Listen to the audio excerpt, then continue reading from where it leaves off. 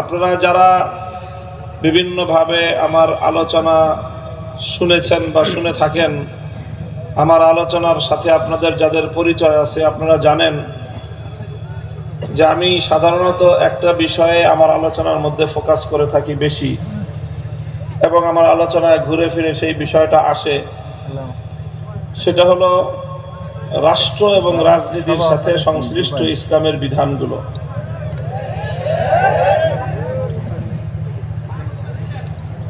অর্থাৎ রাষ্ট্র ব্যবস্থা এবং রাজনীতিতে ইসলাম বিরোধী যে সকল কার্যকলাপ পরিচালিত হয় এবং রাষ্ট্র এবং রাজনীতির সাথে সংশ্লিষ্ট আল্লাহর কোরআন এবং ইসলামের যে বিধানগুলো, সেই বিধানগুলোই আমি সাধারণত আলোচনা করার চেষ্টা করি। কেন করি আমি এই কাজটা? আমি জানি এবং আপনারাও উপলব্ধি করেন যে এই জাতীয় আলোচনা করাটা এটা শখের কোনো বিষয় না, বরং এটা ঝুঁকির বিষয়। এই কথাগুলো বলতে গেলে সমাজের অনেক মানুষের সাথে আমাদের একটা বিরোধ তৈরি হয়, অনেক মানুষ আমাদেরকে অপছন্দ করে, অনেক মানুষের সাথে শত্রুতার সৃষ্টি হয়। এই সবগুলো জেনে বুঝেও এই কথাগুলি আমরা এজন্যই বলি, কারণ হলো আমার ব্যক্তিগত অ্যানালাইসিস যে বর্তমান মুসলিম সমাজে মুসলমানদের ঈমান ধ্বংস হওয়ার যত কারণ রয়েছে, তার মধ্যে সবচেয়ে বড় কারণ হলো প্রচলিত রাজনীতি।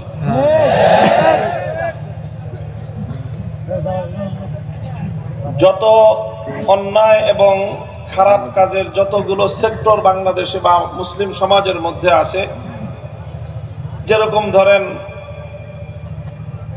মানুষের মধ্যে সন্ত্রাস আছে, চুরি ডাকাতি, তারপরে মাদক, নেশাদ্রব্য, গান বাজনা, সিনেমা নাটক, অশ্লীলতা, যত কিছু আছে, এগুলোর মাধ্যমে মানুষের আমল নষ্ট হয়। কি নষ্ট হয়? আমল নষ্ট হয়। সন্ত্রাসী যারা মানুষের জানমালের নিরাপত্তা বিঘ্নিত করে, সন্ত্রাস করা এটা একটা বড় ধরনের খারাপ কাজ, জঘন্যতম পাপ, তবে এটার দ্বারা মানুষের আমল নষ্ট হয়। মাদক এবং নেশা জাতীয় দ্রব্যের সয়লাবে সমাজ ধ্বংস হয়ে যাচ্ছে, এটা একটা পাপ কাজ, এটার দ্বারা মানুষের আমল নষ্ট হয়। জেনা ব্যভিচার, এগুলো জঘন্য অশ্লীল কাজ, এগুলোর দ্বারা মানুষের আমল নষ্ট হয়। সুদ ঘুষ দুর্নীতি, এগুলো জঘন্য পাপের কাজ, এগুলোর দ্বারা মানুষের আমল নষ্ট হয়। এই সবগুলির দ্বারা মানুষের আমল নষ্ট হয়। আর রাজনীতির এমন কিছু বিষয় আছে সেগুলোর দ্বারা মানুষের ঈমান নষ্ট হয়। সারা দুনিয়ার সমস্ত মানুষের আমল নষ্ট হলে যত ক্ষতি, একজন মানুষের ঈমান নষ্ট হলে তার চেয়ে বেশি ক্ষতি। এই জন্য মানুষের ঈমান যদি রক্ষা করা যায়, তারপরে সে না আমলের বিষয়। ঈমান হলো আমলের বুনিয়াদ। যদি কারো ঈমান না থাকে, হাজার আমলের কানাকড়ি পরিমাণ কোনো মূল্য নেই। ঈমান ছাড়া সারা জিন্দেগি হজ করলে এক হজেরও কোনো এক পয়সার দাম নাই। ঈমান ছাড়া লক্ষ রাকাত নামাজ পড়লেও এক রাকাত নামাজের কোনো সওয়াব নাই। ঈমান ছাড়া সারা জিন্দেগি রোজা রাখলেও সেই রোজার কোনো ভ্যালু নাই। ঈমান ছাড়া সারা দুনিয়া দান সদকা করে দিলেও সেই দান সদকা আল্লাহর নিকট এক পয়সার সওয়াব আনবে না। এই জন্য মুহতারাম হাজিরিন, আমাদের প্রথম দায়িত্ব এবং কর্তব্য হলো নিজেদের ঈমানকে খাঁটি করা। হাদিসের মধ্যে আল্লাহ রাসূল সাল্লাল্লাহু আলাইহি ওয়াসাল্লামের বর্ণনা প্রসিদ্ধ রয়েছে, আখলিস দীনাকা ইয়াকফিকাল আমালুল কলিল, আখলিস দীনাকা ইয়াকফিকাল আমালুল কলিল। আমাদের নুরানি মক্তবে ছাত্ররা এই হাদিসটা পড়ে এবং মানুষকে শোনায়, তোমার ঈমানকে খাঁটি করো, অল্প আমলই নাজাতের জন্য যথেষ্ট হইবে। এই জন্য ঈমান খুব গুরুত্বপূর্ণ বিষয়। আর আমাদের মুসলিম সমাজে বর্তমানে ইমান ধ্বংস করার জন্য ইসলাম বিরোধী, মুসলিম বিরোধী পাশ্চাত্য শক্তি ইহুদি এবং খ্রিস্টানরা দীর্ঘদিন পর্যন্ত তারা অ্যানালাইসিস করে এই এমন রাজনৈতিক মতবাদ মুসলমানদের মধ্যে প্রবিষ্ট করে দিয়েছে যে রাজনীতির নামে মানুষ রাজনীতি করবে আর ভিতর দিয়ে মানুষের ঈমান আকীদা ধ্বংস হয়ে মানুষ বেঈমানে পরিণত হবে। এখন সেই ঈমান বিধ্বংসী রাজনীতির বিরুদ্ধে কথা বলতে গেলে একদল মানুষ আমাদের ব্যাপারে ক্ষিপ্ত হয় আর বলে যে হুজুররা ওয়াজ মাহফিলে বসে রাজনীতি করে। খুব ভালো করে বুঝবেন, ওয়াজ মাহফিলে আমরা রাজনীতি করি না। রাজনীতি করার প্রয়োজন আমাদের ওয়াজ মাহফিলের মধ্যে নাই। রাজনীতি করার জন্য আমাদের মানুষ কথা শুনবার জন্য মানুষের আগ্রহ এমনিতেই আছে।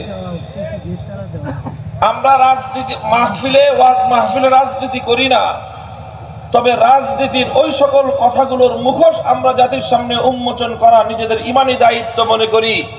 রাজনীতির যেই সকল কথার মাধ্যমে মানুষের ঈমান এবং আকীদা ধ্বংস হয়, সেগুলো যদি উলামায়ে উম্মত না বলে, কিয়ামতের দিন আল্লাহ পাক রব্বুল আলামিনের কাছে তাদেরকে জবাবদিহিতার কাঠগড়ায় দাঁড়িয়ে যেতে হবে। এই কথাগুলো বলতে গেলে যারা ঈমান বিধ্বংসী রাজনীতি করে, যারা তাদের রাজনৈতিক মতাদর্শের মাধ্যমে মুসলমানদের ঈমানকে হরণ করে, তাদের স্বার্থে আঘাত লাগে। আর যখনই তাদের স্বার্থে আঘাত লাগে তখন তারা আমাদের কণ্ঠ রুদ্ধ করে দিতে চায়, তারা আমাদের কণ্ঠ স্তব্ধ করে দিতে চায়, তারা নানাভাবে আমাদের এই আওয়াজকে বন্ধ করে দিতে চায়। আমরা পরিষ্কার শপথ নিয়ে মাঠে নেমেছি, স্পষ্ট ভাষায় বলতে চাই, আল্লাহর কোরআনের এই কথাগুলো আমার জাতির ঈমানকে হেফাজত করবার জন্য এ কথা আমরা বলবো, বলছি, বলতে থাকবো। জীবন থাকবে কি থাকবে না পরোয়া করবার সময় না।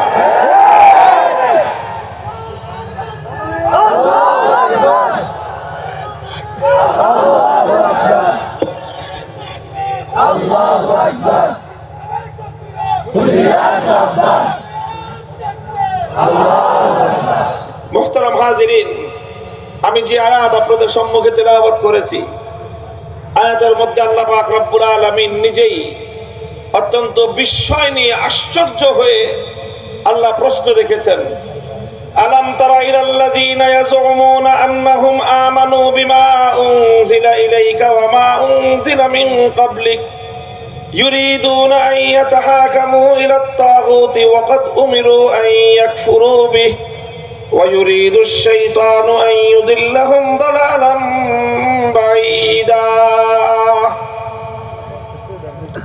আল্লাহ বলেন যে তোমরা কি এক শ্রেণীর মানুষকে দেখেছো? প্রশ্ন আল্লাহ পাকের, এবং আল্লাহ পাকের একটা বিস্ময়, আল্লাহর আশ্চর্যবোধ যে তোমরা কি এক শ্রেণীর মানুষকে দেখেছো?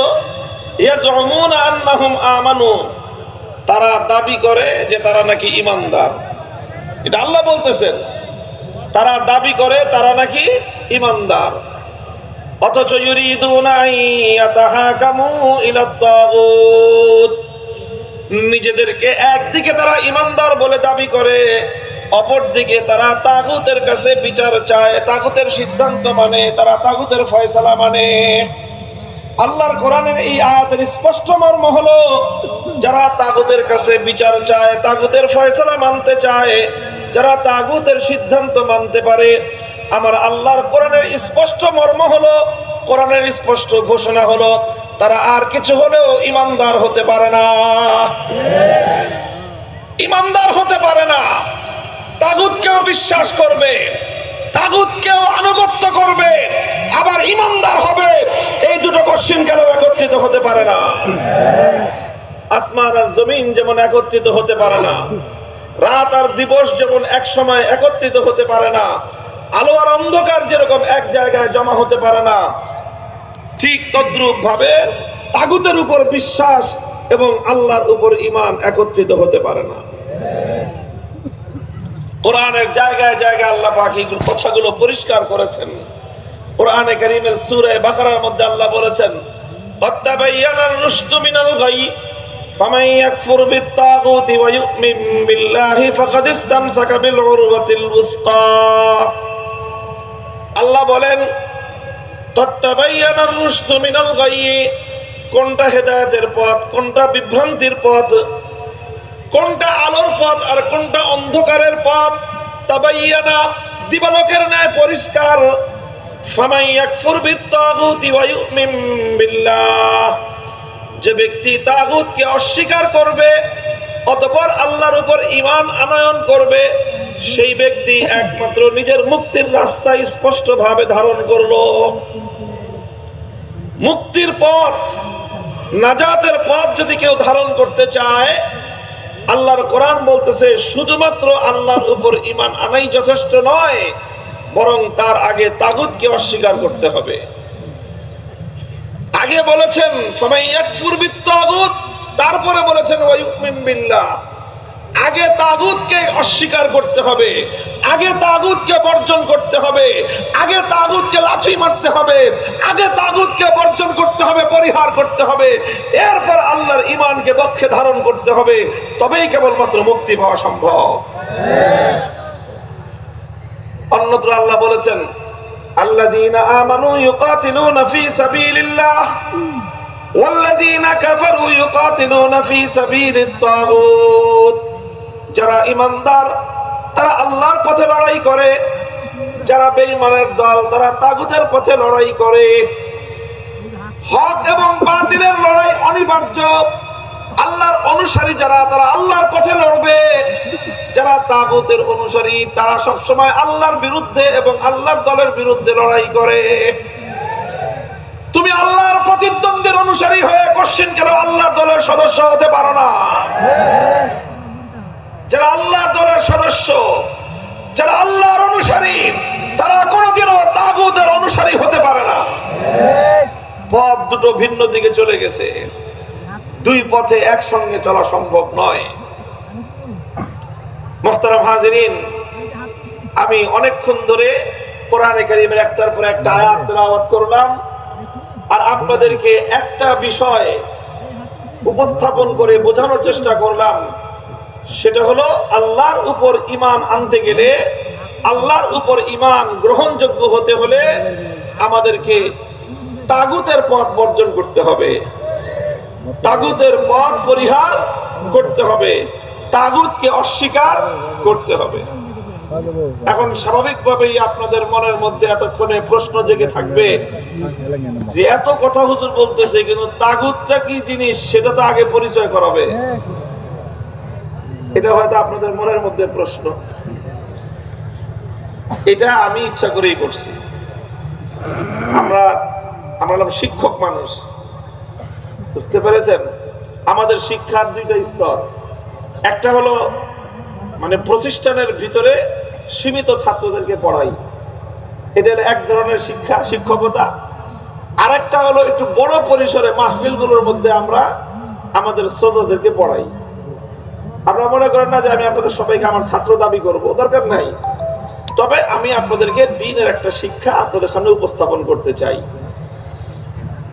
তো আমি এতক্ষণ পর্যন্ত তাগুতের সম্পর্কে অনেকগুলো আয়াত এবং অনেকগুলো কথা আপনাদের সামনে উপস্থাপন করলাম, কিন্তু তাগুতের পরিচয় এখন আপনাদের কাছে দেই নাই, এজন্য যেন আপনাদের মন থেকে প্রশ্নটা উত্থাপিত হয়, মনের মধ্যে প্রশ্ন জাগে যে হুজুর তাগুতটা কি। আপনাদের মনে কি প্রশ্ন তৈরি হয়েছে যে তাগুত কি জিনিস? এই প্রশ্ন যদি তৈরি হয়ে থাকে তাহলে এখন আমি জবাব দিব, তাহলে আপনার হৃদয়ঙ্গম হবে, মনের মধ্যে কথাটা ভালো করে অনুধাবন হবে ইনশাআল্লাহ। মুহতারাম হাজিরিন, কোরআনে কারীমের মধ্যে অসংখ্য জায়গায় এই তাগুত শব্দটা আল্লাহ পাক ব্যবহার করেছেন। এই জন্য যারা কোরআন নিয়ে আলোচনা করেছেন, তাফসীর করেছেন, তাফসীর লিখেছেন, যারা কাদিমান ওয়া হাদিসান, সর্বযুগের সকল তাফসীরকারীর কারক, সকল কোরআনের ব্যাখ্যাতাগণ তাগুত শব্দের সংজ্ঞা দিয়েছেন এবং তাগুতের পরিচয় তুলে ধরেছেন। তাদের সকল বক্তব্যগুলোকে আমি সামারাইজ করে এর সার সংক্ষেপ যদি আমার নিজের ভাষায়, আমাদের বোধগম্য সহজ ভাষায় যদি আমি আপনাদের সামনে ব্যক্ত করতে চাই, তাহলে যেইভাবে তাগুতের পরিচয় দেওয়া সম্ভব সেটা হলো এই যে তাগুত বলা হয় যে আল্লাহ পাক রব্বুল আলামিনের নির্ধারিত আসনে, আল্লাহ পাকের জন্য নির্ধারিত যেই মর্যাদা, আল্লাহর জন্য নির্ধারিত যেই আসন, আল্লাহর সেই নির্ধারিত মর্যাদায়, আল্লাহর জন্য নির্ধারিত সেই আসনে যদি অন্য কাউকে বসানো হয় তাহলে তাকেই বলা হয় তাগুত। এটা খুব সংক্ষেপ এবং সিম্পল কথা। এটাকে আমি আপনাদের সামনে দৃষ্টান্তের মাধ্যমে, উপমা দিয়ে আমি আপনাদের সামনে ক্লিয়ার করতেছি, পরিষ্কার করতেছি, যেন আপনারা এবং আমরা সকলেই বুঝতে পারি। আল্লাহ তৌফিক দান করেন। যেমন ধরেন, প্রশ্নের জবাব দেন আপনারা, বলেন তো এই মহাবিশ্বের মধ্যে ইবাদতের উপযুক্ত একমাত্র কে? আল্লাহ। সন্দেহ আছে কোনো? নাই। এই মহাবিশ্বের মধ্যে আসমান থেকে জমিন পর্যন্ত সকল জগৎ সমূহের মধ্যে মানব দানব যা কিছু আছে সমগ্র মানব জাতির জন্য, সমস্ত মাখলুকাতের জন্য, এই কুল কায়নাতের জন্য ইবাদতের উপযুক্ত একমাত্র কে? ইবাদতের একমাত্র উপযুক্ত হলেন আল্লাহ। আল্লাহ ছাড়া অন্য কেউ এক বিন্দু পরিমাণ ইবাদতের উপযুক্ত নয়, এবং এই ইবাদতের মধ্যে আল্লাহ ছাড়া অন্য কারো বিন্দু পরিমাণ কোনো শিরকত এবং অংশীদারিত্ব নাই। কথা ঠিক কিনা? তাহলে ইবাদতের উপযুক্ত একমাত্র আল্লাহ। ইবাদত পাবেন একমাত্র কে? ইবাদত হবে একমাত্র কার জন্য? ইবাদতের মালিক একমাত্র কে? এখন আল্লাহকে বাদ দিয়ে যদি অন্য কারো ইবাদত করা হয়, আল্লাহকে বাদ দিয়ে যদি অন্য কারো পূজা করা হয়, তাহলে দেখেন ইবাদত হওয়ার কথা একমাত্র কার জন্য? মাবুদ হবেন একমাত্র কে? তো মাবুদ হওয়ার এই যে মর্যাদাটা, মাবুদ হওয়ার এই যে আসনটা, এই আসনটা নির্ধারিত কার জন্য? আল্লাহর জন্য। এখন সেই আল্লাহর জায়গায় যদি আপনি আল্লাহ ছাড়া অন্য কাউকে কেউ মাবুদ বানায়, অন্য যে কোনো বস্তুকে, যে কোনো ব্যক্তিকে আল্লাহর পরিবর্তে মাবুদ বানানো হবে, তাহলে আল্লাহর নির্ধারিত আসনে, আল্লাহর জন্য নির্ধারিত সংরক্ষিত স্থানে আরেকজনকে বসানো হলো কি হলো না? তাহলে যখনই কোনো মানুষ এক আল্লাহ ছাড়া অন্য কারো ইবাদত করবে বা করে, তখন সে তাকে আল্লাহর স্থানে আসন দান করলো, আল্লাহর মর্যাদার সঙ্গে তাকে সে শরীক করলো। আল্লাহর জন্য নির্ধারিত যে আসন, সেই আসনে সে অন্য কাউকে বসালো। আল্লাহর জন্য নির্ধারিত যে মর্যাদা, সেই মর্যাদা সে আরেকজনকে দান করলো। আল্লাহর জন্য নির্ধারিত যে স্থান, সেই স্থানের মধ্যে সে আরেকজনকে স্থাপিত করলো। তো যখনই আরেকজনকে আল্লাহর জায়গায় স্থান দিল, আরেকজনকে যখন আল্লাহর আসনে কেউ বসালো, তো যাকেই আল্লাহর আসনে বসানো হলো তাকেই বলা হয় তাগুত। যেমন ধরেন, সে যুগের মানুষ যখন কোরআন নাজিল হয়, কোরআন নাজিলের যুগের মানুষ আল্লাহকে বাদ দিয়ে বিভিন্ন দেবদেবীর পূজা করত। লাত, মানাত, উজ্জা, হুবাল, এই সকল মূর্তিগুলোর পূজা করার, এই সকল মূর্তি দেবদেবতাগুলোর কথা কোরআন এবং হাদিসের মধ্যে উল্লেখিত হয়েছে। সুতরাং লাত, মানাত, উজ্জা এবং হুবাল, এই সকল দেবতাগুলোর যখন পূজা করা হলো, ইবাদতের মালিক ছিলেন একমাত্র আল্লাহ। আল্লাহকে বাদ দিয়ে যখন কোনো মানুষ লাত মূর্তির পূজা করলো, তখন লাত মূর্তিকে বলা হয় তাগুত। আল্লাহকে বাদ দিয়ে যখন মানাত, উজ্জা, হুবালের পূজা করা হলো, তখন মানাত, উজ্জা, হুবাল এগুলো হচ্ছে তাগুত। কারণ ইবাদতের মালিক একমাত্র কে? আল্লাহ। তো যেই ইবাদত একমাত্র আল্লাহর জন্য হওয়ার কথা, সেই ইবাদতটা যখনই মানুষ আল্লাহকে বাদ দিয়ে লাতের জন্য করলো, তখন লাত হয়ে গেল তাগুত। আল্লাহর জন্য ইবাদত হওয়ার কথা, আল্লাহকে বাদ দিয়ে যখন মানাত, উজ্জা, হুবালের জন্য মানুষ ইবাদত করলো, তখন মানাত, উজ্জা, হুবাল হয়ে গেল তাগুত। আজকের বর্তমান যুগে মানুষ লাত, মানাত, উজ্জা, হুবালের পূজা করে না। এখনকার যুগে মানুষ পূজা করে, কেউ কখনো দুর্গার মূর্তির পূজা করে, কখনো সরস্বতীর পূজা করে, কখনো কালীর পূজা করে, এই সকল দেব দেবতার পূজা করে। কথা বলে ঠিক কিনা? তো আল্লাহকে বাদ দিয়ে যখন মানুষ দুর্গার পূজা করলো, তখন দুর্গাকে বলা হয় তাগুত। আল্লাহকে বাদ দিয়ে যখন মানুষ কালীর পূজা করলো, তখন কালীকে বলা হয় তাগুত। আল্লাহকে বাদ দিয়ে যখন মানুষ সরস্বতীর পূজা করলো, তখন সরস্বতীকে বলা হয় তাগুত। কতটা পরিষ্কার হলো? তাগুত কাকে বলা হয়? তাগুত বলা হয় যেই মর্যাদাটা আল্লাহর জন্য নির্ধারিত, যেই আসনটা আল্লাহর জন্য নির্ধারিত, সেই আসনে আল্লাহকে বাদ দিয়ে যদি অন্য কাউকে বসানো হয় তাকেই বলা হয় তাগুত। এই জন্য আল্লাহর মর্যাদায় অন্য কাউকে ভাগ বসানো যাবে, আল্লাহর আসনে অন্য কাউকে বসানো যাবে না। এটাকে বলা হয় তাওহীদ। এটা কি বলা হয়? কি বলা হয়? তাওহীদ বলা হয়, একত্ববাদ বলা হয়। এই একত্ববাদ এবং তাওহীদ এটা হলো ঈমানের গোড়া, এটা হলো ঈমানের শেকড়। ঈমানের সবচেয়ে গুরুত্বপূর্ণ অংশই হলো তাওহীদ। তবে এতক্ষণ আমি যেই তাওহীদ আপনাদেরকে বোঝালাম, এই তাওহীদটা হলো তাওহীদ ফিল ইবাদাহ। ইবাদতের মধ্যে আল্লাহর একত্ববাদ।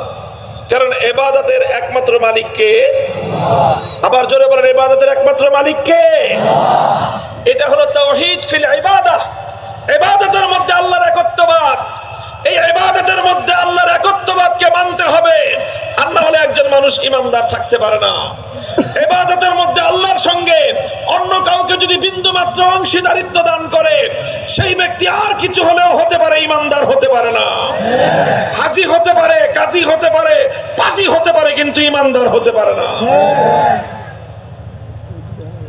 কথাটা বুঝে আসলো?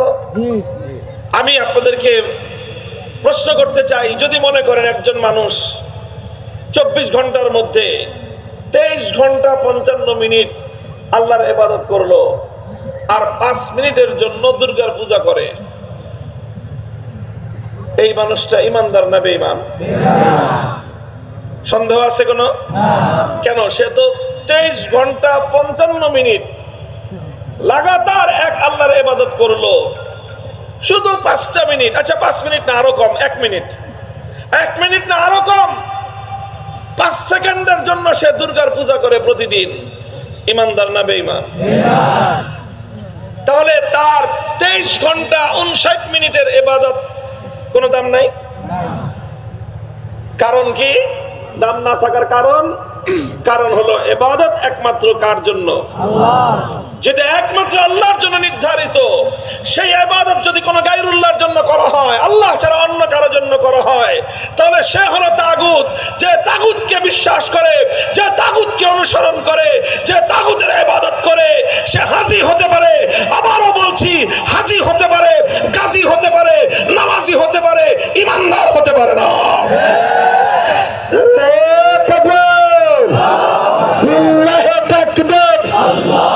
আল কোরআনের আলাপ, আল হাদিসের আলাপ, আমার নেতা তার নেতা,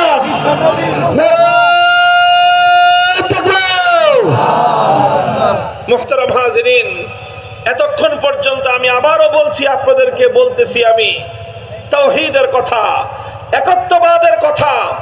এই তাওহীদ এবং একত্ববাদ হলো ইবাদতের তাওহীদ। এটাকে বলা হয় তাওহীদ ফিল ইবাদাহ, ইবাদতের একত্ববাদ। এবার শুনেন, ইবাদতের মধ্যে যেরকম আল্লাহর একত্ববাদকে মানতে হয়, আল্লাহকে এক এবং অদ্বিতীয় মানতে হয়, ইবাদতের মালিক যেমন একমাত্র কে আল্লাহ, ঠিক তদ্রূপ তাওহীদের আরেকটা অংশ আছে, সেটাকে বলা হয় আসমান এবং জমিনের মধ্যে, কুল কায়নাতের মধ্যে মানুষের জন্য এবং মাখলুকাতের জন্য আইন তৈরি করবার, বিধান তৈরি করবার চূড়ান্ত ক্ষমতা একমাত্র আল্লাহর। এটাকে বলা হয় তাওহীদ ফিল হাকিমিয়াহ। এটা হলো আইন তৈরি করবার তাওহীদ। ওটা ছিল ইবাদতের তাওহীদ, আর এটা হলো আইন তৈরি করবার তাওহীদ। ইবাদতের মধ্যে আমার আল্লাহ যেমন এক এবং অদ্বিতীয়, আইন এবং বিধান তৈরি করবার ক্ষেত্রে আমার আল্লাহ এক এবং অদ্বিতীয়। ইবাদতের মধ্যে আল্লাহর সঙ্গে অন্য কাউকে শরীক করলে যেরকম একজন মানুষের ঈমান থাকতে পারে না, আইন তৈরি করবার ক্ষেত্রে, বিধান তৈরি করবার ক্ষেত্রে, এই ক্ষেত্রেও যদি কেউ আল্লাহর সঙ্গে অন্য কাউকে শরীক করে, তারও ঈমান থাকতে পারে না, সেও স্পষ্ট মুশরিক এবং বেঈমান। নারে তাকবীর, আল্লাহু আকবার, লিল্লাহি তাকবীর, আল কোরআনের আলাপ,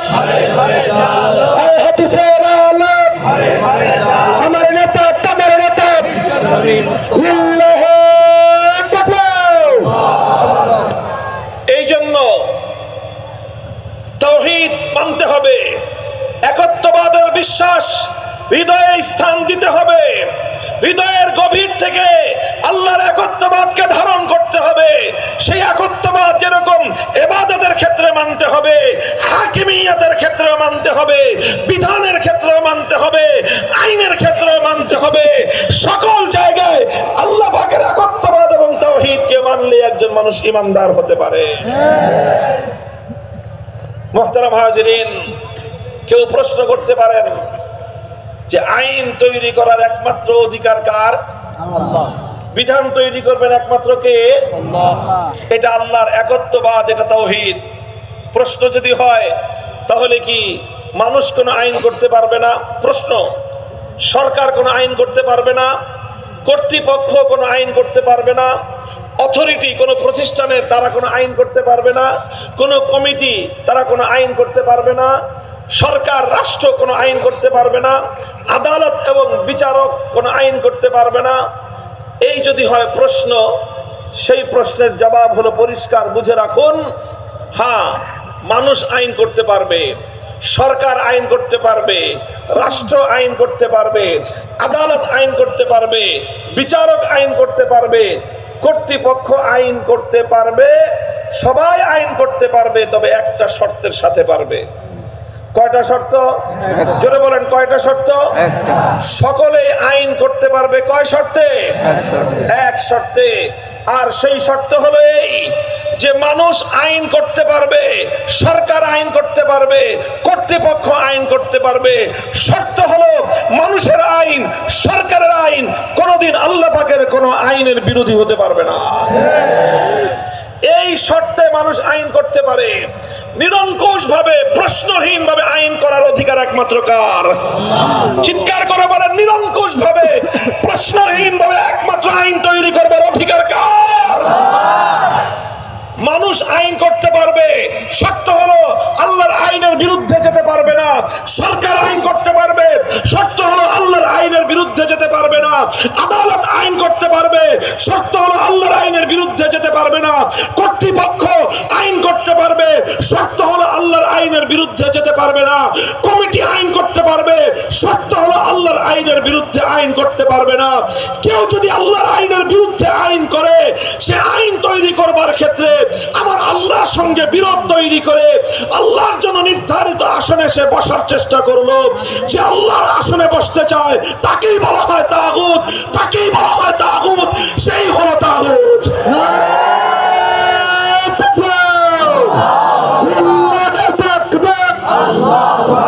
আল্লাহর আইন চান, সব লোকের শাসন চান, আল্লাহর আইন তাকবীর, আল কোরআনের আলেম, সংসদে আলেম, আল হাদিসের আলেম, লিল্লাহি তাকবীর।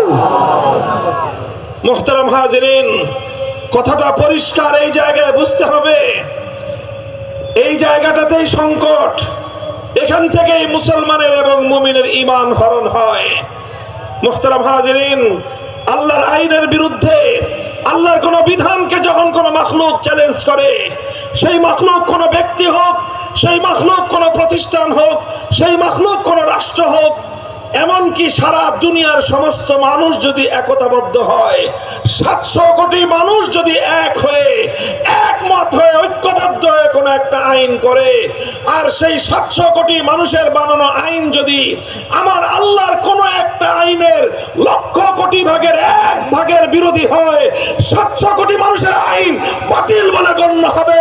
আমার আল্লাহর আইনই কেবলমাত্র কার্যকর থাকবে। আল্লাহু আকবার, আল্লাহু আকবার, হুশিয়ার সাবধান, ইসলামের শত্রুরা। মুহতারাম হাজিরিন, কাজে আল্লাহর আইনের বিরুদ্ধে যেই আইন করবে, সে আল্লাহ পাকের জন্য নির্ধারিত আসনে বসার জন্য স্বয়ং আমার আল্লাহ রাব্বুল আলামিনের সঙ্গে প্রতিদ্বন্দ্বিতায় নিয়োজিত হলো। যে আল্লাহর বিরুদ্ধে আইন তৈরি করলো, সে আল্লাহকে চ্যালেঞ্জ ছুড়ে মারলো। যে আল্লাহর বিরুদ্ধে আইন তৈরি করলো, সে আল্লাহর আল্লাহর আসমানের নিচে থেকে আল্লাহর জমিনের উপর বসবাস করে আল্লাহ পাকের নিয়ন্ত্রণাধীন এই বিশ্ব থেকে সে আমার আল্লাহর সঙ্গে বিদ্রোহ ঘোষণা করলো, এই পৃথিবীতে তার মতো জঘন্য অপরাধী দ্বিতীয় কেউ হতে পারে না।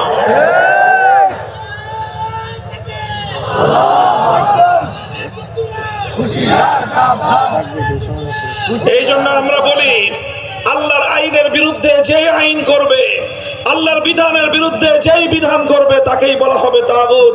আল্লাহর আইনের বিরুদ্ধে যদি কোনো রাজা বাদশাহ আইন করে সেই রাজা বাদশাকে বলা হবে তাগুত। আল্লাহর আইনের বিরুদ্ধে যদি কোনো রাষ্ট্রপতি কোনো আইন জারি করে সেই রাষ্ট্রপতিকে বলা হবে তাগুত। আল্লাহর আইনের বিরুদ্ধে যদি কোনো প্রধানমন্ত্রী কোনো আইন জারি করে সেই প্রধানমন্ত্রীকে বলা হবে তাগুত। আল্লাহর আইনের বিরুদ্ধে যদি কোনো মন্ত্রী পরিষদ কোনো আইন পাশ করে সেই মন্ত্রী পরিষদকে বলা হবে তাগুত। আল্লাহর আইনের বিরুদ্ধে যদি কোনো আদালত কোনো বিচারপতি কোনো আইন কোনো সার্কুলার জারি করে সেই আদালত সেই বিচারপতিকে বলা হবে তাগুত। আল্লাহর আইনের বিরুদ্ধে যদি কোনো আইন পরিষদ কোনো সংসদ কোনো আইন পাশ করে গোটা সংসদ এবং সেই আইন পরিষদকেই বলা হবে তাগুত।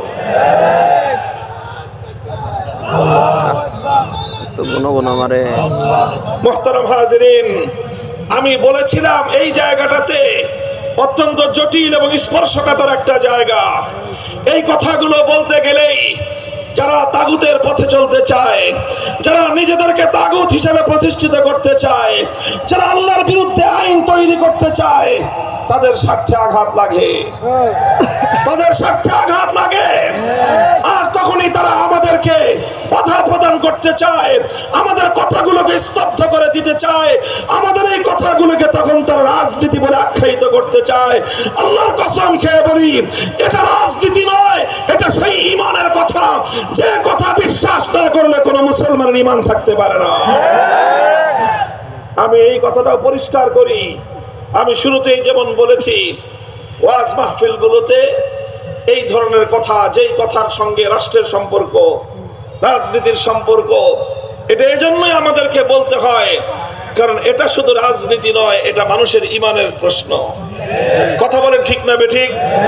যেই কথা না জানলে একজন মানুষ ঈমান হারা হতে পারে, মানুষকে সেই কথা জানানো আমাদের জন্য ফরজে আইন।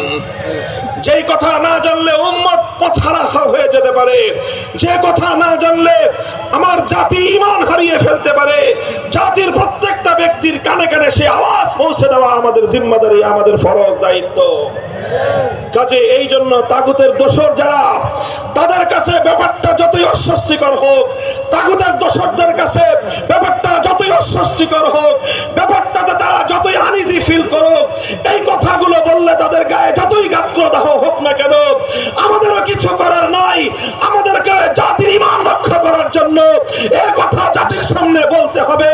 বলতে গেলে যদি লড়াই বাঁধে, সেই লড়াইয়ের জন্য আমরা প্রস্তুত, সেই লড়াইয়ের জন্য আমরা প্রস্তুত।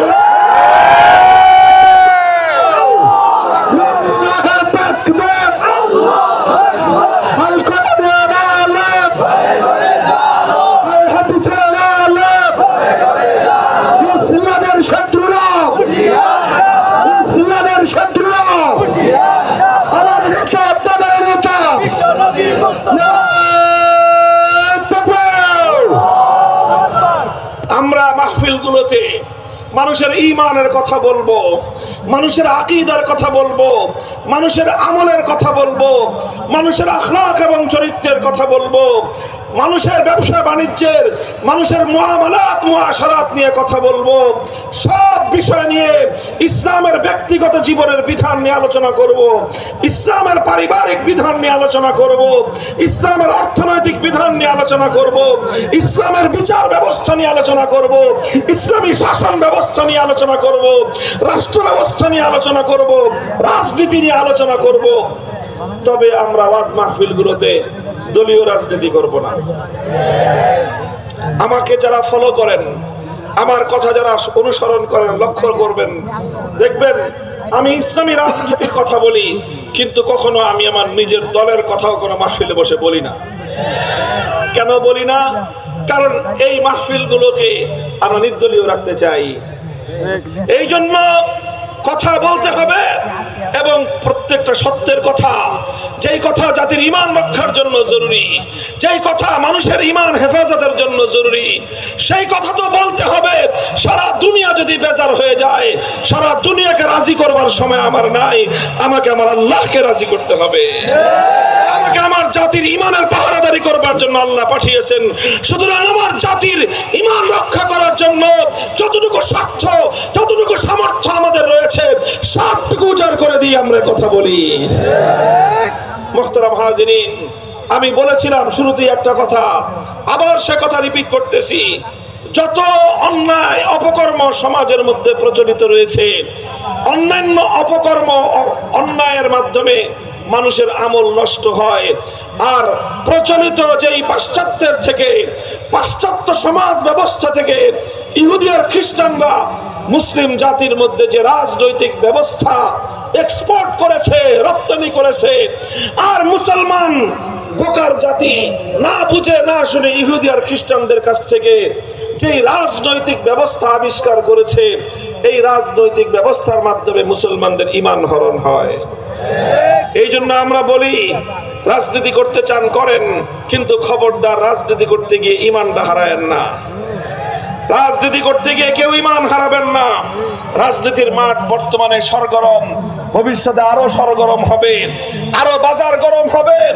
বাজার গরম হোক, যে যেই রাজনীতি করতে চান করবেন, খবরদার রাজনীতি করতে গিয়ে কোনোদিন ঈমান বিক্রি করবেন না। রাজনীতি করতে গিয়ে আপনার ঈমান যেন হারিয়ে না যায়।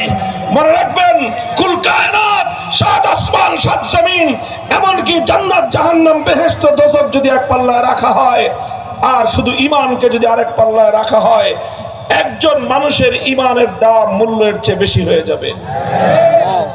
এই ঈমান নষ্ট করা যাবে না। আল্লাহ পাক আমাদেরকে বুঝবার তৌফিক দান করেন।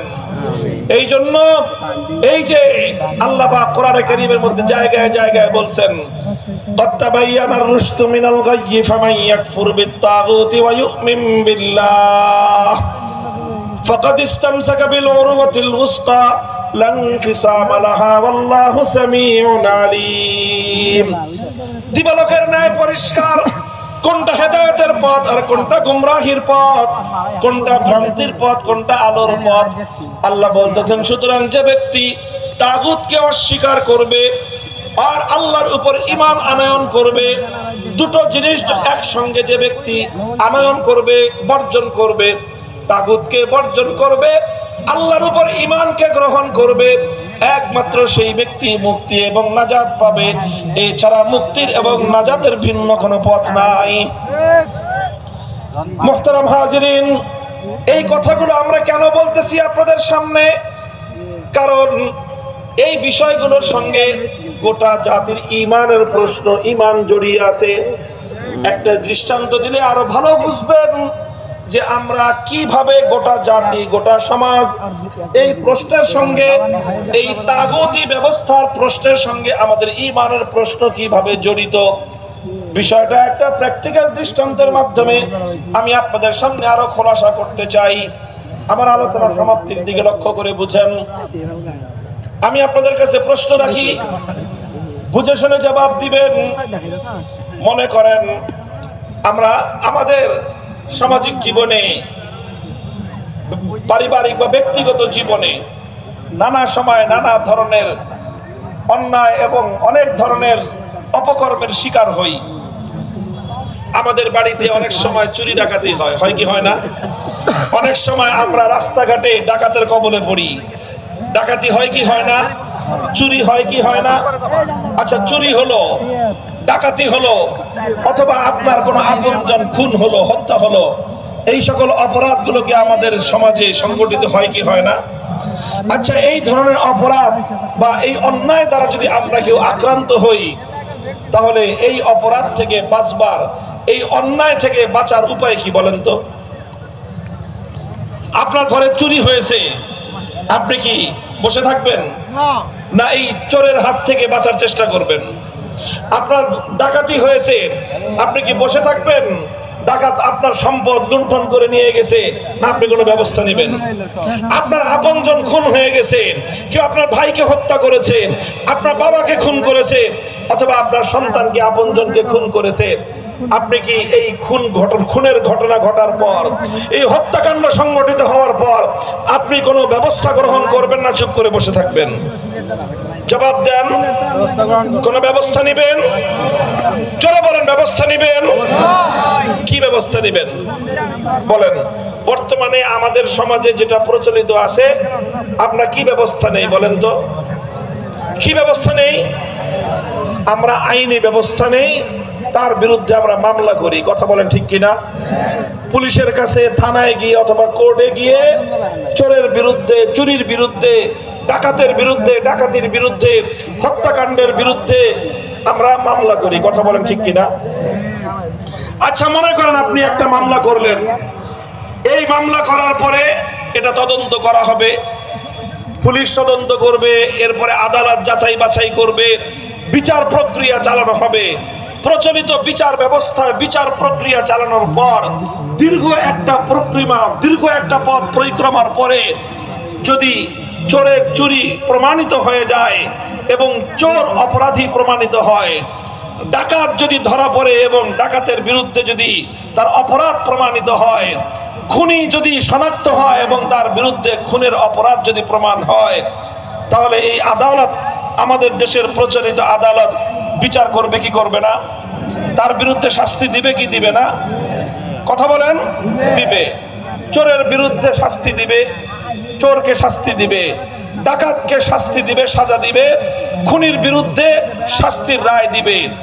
এবার আপনি আমাকে প্রশ্নের জবাব দেন, আমার দেশের আদালত যখন কোনো একজন চোরের বিরুদ্ধে চুরির অপরাধ প্রমাণিত হওয়ার পর যেই সাজা, যেই শাস্তি তাকে দিবে, সেই সাজাটা আল্লাহর কোরআনের আইন অনুযায়ী দিবে নাকি? বলেন তো, আল্লাহর কোরআনের আইন অনুযায়ী দিবে? আচ্ছা, চোরেরটা কোরআনের আইন অনুযায়ী দিবে না, তার ডাকাতের শাস্তি কোরআনের আইন অনুযায়ী দিবে? তাও দিবে না। আচ্ছা, ডাকাতেরটাও দিল না, তাহলে হত্যাকাণ্ড এবং খুনের বিচার এটা আল্লাহর কোরআনের আইন অনুযায়ী করবে? কোনোটাই করবে না। আচ্ছা, তাহলে আল্লাহর কোরআনের আইন অনুযায়ী করলো না, তাহলে অন্য কোন একটা আইন অনুযায়ী করবে তো? কথা বলেন ঠিক না বেঠিক? সেই অন্য আইনটা কোন আইন? সেই আইনটা হলো মানুষের বানানো আইন, আর সেই মানুষগুলো হলো ব্রিটিশের বানানো আইন। কাদের বানানো আইন অনুযায়ী বিচার করবে? ব্রিটিশের বানানো আইন অনুযায়ী বিচার করবে। সেই ব্রিটিশরা প্রায় 78 বছর আগে আমাদের দেশ থেকে বিতাড়িত হয়ে গিয়েছে, কিন্তু তারা যেই আইনগুলো তৈরি করে দিয়ে গেছে, সেই আইনগুলো যত সামান্য পরিবর্তন হয়েছে, কিন্তু বেসিকভাবে, মৌলিকভাবে সেই আইনগুলো এখনো বলবৎ রয়েছে এবং সেই আইন অনুযায়ী আমাদের দেশের বিচার ব্যবস্থা প্রচলিত রয়েছে, সেই প্রশাসনিক ব্যবস্থা রয়েছে, সেই প্রশাসনিক ব্যবস্থা অনুযায়ী আমাদের দেশের প্রশাসন চলছে, সেই শাসন ব্যবস্থা রয়ে গিয়েছে, সেই শাসন ব্যবস্থা অনুযায়ী আমাদের দেশের এবং জাতির শাসন ব্যবস্থা চলছে। কথা বলেন ঠিক না বেঠিক? আচ্ছা, এবার আপনারা বলেন, এই যে চোরের বিরুদ্ধে আমার আল্লাহ একটা আইন করলেন, আল্লাহর আইন বাদ দিয়ে ব্রিটিশ প্রবর্তিত মানুষের বানানো আইনের কাছে আপনি বিচার চাইলেন। আল্লাহ পাক ডাকাতির বিরুদ্ধে কোন শাস্তির বিধান দিয়েছেন কি দেন নাই? আল্লাহ পাক রব্বুল আলামিন ডাকাতের বিরুদ্ধে একটা শাস্তির বিধান দিলেন, সেই বিধানটাকে বাদ দিয়ে আপনি মানুষের বানানো অন্য আরেকটা আইনের কাছে আপনি বিচার চাইতে গেলেন। খুনির বিরুদ্ধে বিচারের জন্য আমার আল্লাহ একটা আইন দিয়েছেন, সেই আল্লাহর আইন বাদ দিয়ে মানুষের বানানো একটা আইনের কাছে আপনি যখন খুনের বিচার চাইতে গেলেন। এবার আমি আপনাদের কাছে প্রশ্ন রাখতে চাই, কোরআনে কারীমের সূরাতুন নিসার 60 নম্বর আয়াতকে সামনে রেখে আমার আল্লাহ বলতেছেন, আল্লাহর কোরআনের মধ্যে আল্লাহ পাক রব্বুল আলামিন বলেন, আলাম তারা ইলাল লাযিনা ইয়াজউমুনা আন্নাহুম আমানু বিমা উনজিলা ইলাইকা ওয়া মা উনজিলা মিন ক্বাবলিক ইউরিদুনা আন ইয়াতাহাকামু ইলাত তাগুতি ওয়া ক্বাদ উমিরু আন ইয়াকফুরু বিহি। আল্লাহ বলছেন যে দেখো, কিছু মানুষ এমন রয়েছে যারা নিজেদেরকে ইমানদার বলে দাবি করে, অথচ তারা তাগুতের বানানো আইনের কাছে বিচার চাইতে যায়।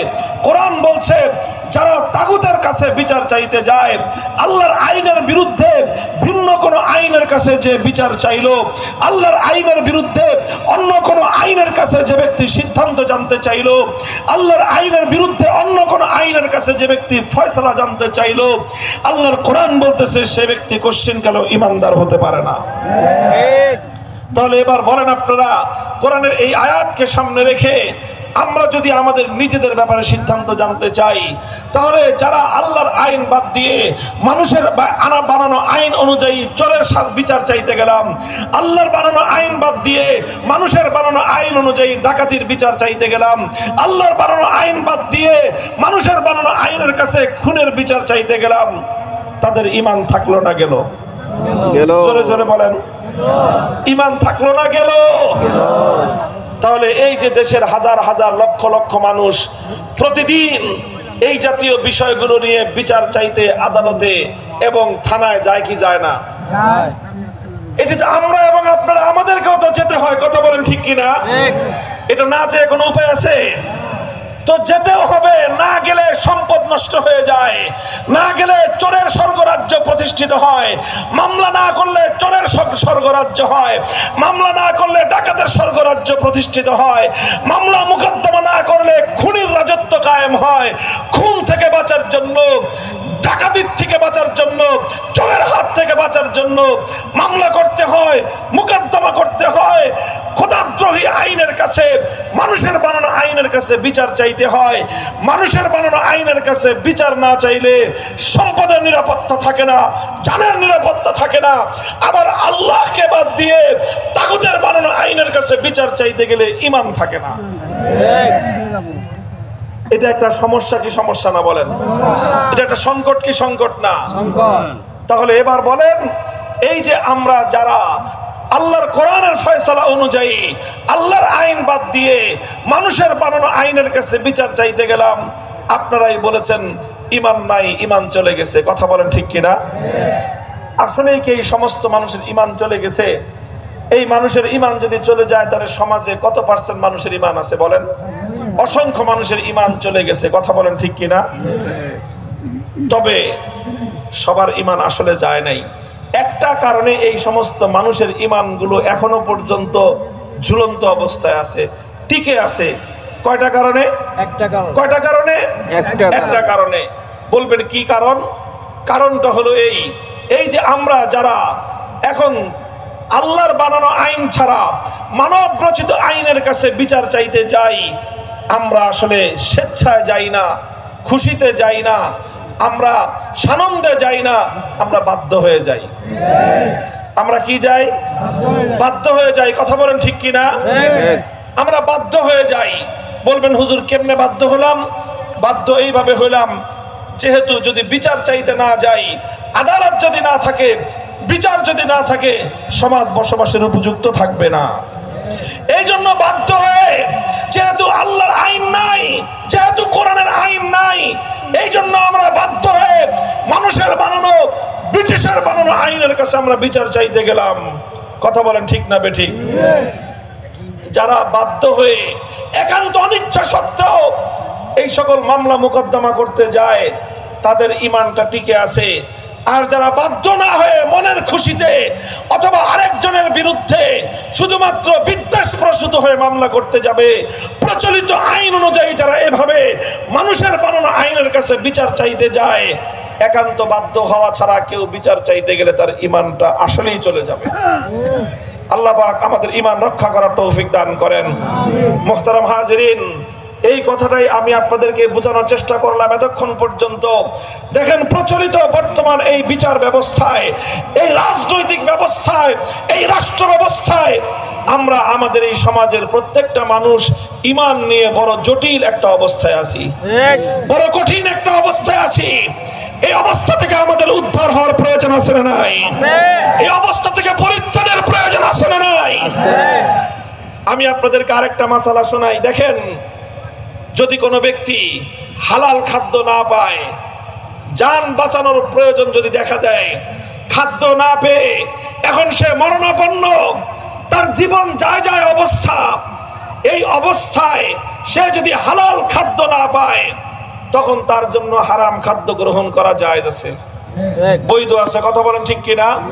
কোরআনে কারীমের সূরাতুল মায়েদার 6 নম্বর আয়াতে আল্লাহ পাক রব্বুল আলামিন এটা কথা বলে দিয়েছেন, ফামানিস্তুররা গায়রা বাগিন ওয়ালা আদিন ফালা ইসমা আলাইহি ইন্নাল্লাহা গফুরুর রহিম। একান্ত বাধ্য হয়ে কোনো মানুষ যদি মরা গরুর গোশত খায়, তাহলে সেই মরা গরুর গোশত খাওয়া জীবন বাঁচানোর জন্য জায়েজ। মরা গরুর গোশত খাওয়া জীবন বাঁচানোর জন্য জায়েজ। মরা কুত্তার গোশত খাওয়া জীবন বাঁচানোর জন্য জায়েজ। শুয়োরের গোশত খাওয়া মুসলমানের জন্য জীবন বাঁচানোর জন্য শুয়োরের গোশত খাওয়া কি আছে? জায়েজ আছে। এখন মনে করেন একজন মানুষ তার জীবন বাঁচানোর জন্য আর কোনো খাবার নাই, জবাই করা গরুর গোশত নাই, অন্য কোনো খাদ্য নাই, তার সামনে আছে শুধু মরা গরুর গোশত, অথবা আছে শুধু কুত্তার গোশত, অথবা আছে শুধু শুয়োরের গোশত, তাহলে সে এই গোশত খেতে পারবে জীবন রক্ষা করার জন্য। কিসের জন্য? জীবন রক্ষা। আচ্ছা, কয়দিন খাইতে পারবে এই গোশত বলেন তো? কয়দিন? যতটুকু খেলে তার জীবনটা রক্ষা পাবে ততটুকু গোশত খাওয়া জায়েজ। এর চেয়ে একজন পরিমাণ বেশি হারাম খাদ্য খাওয়া তার জন্য জায়েজ হবে না। এখন মরা গরুর গোশত, কুত্তার গোশত, শুয়োরের গোশত খাওয়া তার জন্য বৈধ, আর এই জন্য কি মজা করে সে শুয়োরের গোশত আর কুত্তার গোশত খাইতে থাকবে? কোন মুসলমান এটা খাবে এইভাবে? তাহলে সে কি করবে? সে আপাতত জীবন রক্ষা করার জন্য সামান্য পরিমাণ খাবে, খেয়ে দ্রুত সে হালাল খাদ্য সন্ধান করবে। কথা বলেন ঠিক না বেঠিক?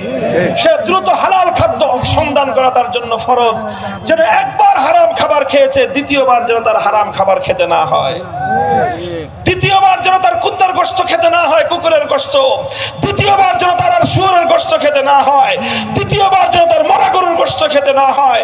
এই জন্য একবার জীবন রক্ষা করার জন্য হারাম খাদ্য খাওয়ার পর দ্বিতীয়বার যেন হারাম খাদ্য খেতে না হয়, দ্বিতীয়বার হালাল খাদ্য খেয়ে যেন জীবন রক্ষা করতে পারে, হালাল খাদ্য অন্বেষণ করা প্রত্যেকটা ব্যক্তির জন্য ফরজ।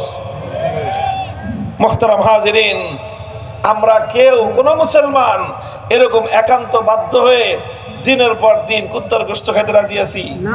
সম্মত আছি? শুয়োরের গোশত খেতে সম্মত থাকবে? মরা গরুর গোশত খেতে সম্মত থাকবে?